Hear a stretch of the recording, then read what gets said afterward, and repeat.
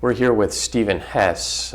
He served as Deputy Assistant to President Nixon, working on the Urban Affairs Council with Daniel Patrick Moynihan in the Nixon administration. The subject of his new book, The Professor and the President, Daniel Patrick Moynihan and the Nixon White House. Thank you for being here, Mr. Hess. Pleasure. First question, when did you first get into politics? Well, it's also really the first time I ever saw Richard Milhouse Nixon.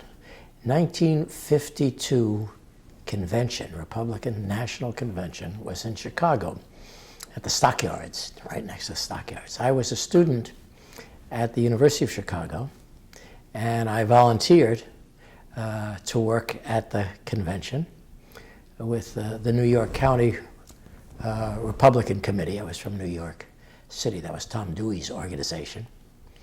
And they had me assigned, I had a car, to drive the delegates from downtown to out where the convention was. I guess I failed to tell them that I had no sense of direction.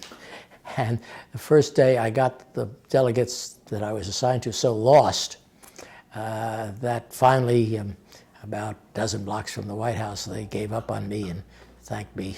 And in fact, one of the people I had in my car became a very famous New York Attorney General, Louis Lefkowitz. So what they did was fire me, but give me a set of tickets to the convention, which was great. I had a roommate then from Connecticut. He had a connection with the Connecticut people, and so he had a set of tickets. With two sets of tickets, you can do marvelous things at that time, pre-security. In other words, you both go in, then you hand one ticket to the other guy. You go out with two tickets. You give one to a friend who's on the outside, and you keep doing that back and forth till all your friends are on the inside. Well, we were very busy promoting Eisenhower. It was a very close contest. It was actually tied going into the convention between Eisenhower and Taft. These were in the days when only 14 states had primaries. So basically a state would have a convention and choose their favorite son, their senator or their governor, and come in and be in a position to bargain when they got to a convention. So when we walked into that convention, we didn't know who was the nominee was going to be 3 days later. That was true of the Democratic Party that year as well. That's the last time that's happened.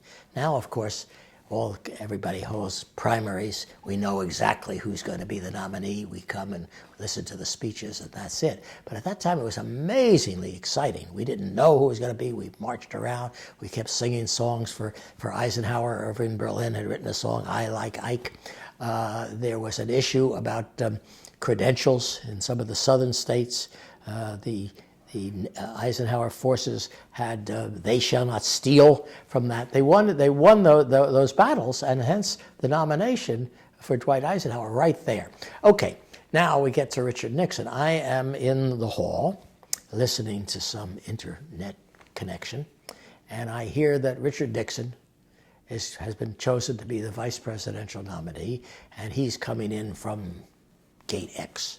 Of course, I immediately rush over to the gate where he's going to come in, and the doors open, and in comes Richard Nixon, who is in euphoria.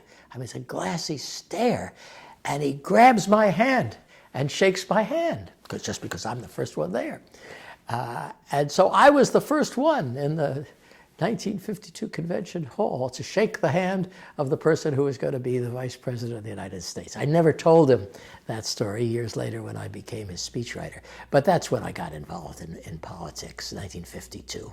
Great, exciting campaign.